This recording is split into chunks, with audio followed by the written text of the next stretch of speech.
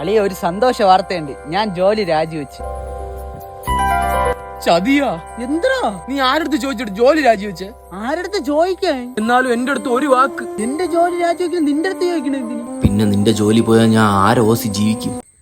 ഞാൻ ഗൾഫിലോട്ട് പോണ്, അതുകൊണ്ട് നിർത്തിയത്. ഗൾഫിലാ? ഇതൊക്കെ ആരടുത്ത് ചോദിച്ചിട്ട്? അളിയ, നമുക്ക് ഗൾഫൊന്നും വേണ്ട, നമ്മളെ നാട് മതി. ഇവിടെ ഇങ്ങനെ ഇരുന്ന് കൊച്ചുപിള്ളേരെ സ്കൂൾ ബസ്സും പോണ എണ്ണി ഇരിക്കാനാ. ഞാൻ ഉറപ്പിച്ച് ഞാൻ ദുബായിലോട്ട് പോകും. അയ്യോ എടാ പൊന്നെ കുട്ട, നീ എന്റെ കണ്ണിലോട്ട് നോക്ക്. നിന്നെ ആരോ പറഞ്ഞു പറ്റിച്ചിട്ടുണ്ട്. എന്റെ അനന്തു ഇങ്ങനെയല്ല. ആരും ഇല്ലാത്ത സമയത്ത് നിനക്ക് ഞാനും എനിക്ക് നീ മാത്രമേ ഉണ്ടായിരുന്നുള്ളൂ. എടി, ഞാൻ കുറച്ച് കഴിഞ്ഞിട്ട് വിളിക്കാം. എടിയാ? ഓ, അതിന്റെ ഇടയ്ക്ക് ഇയാള് പെണ്ണും സെറ്റാക്കി.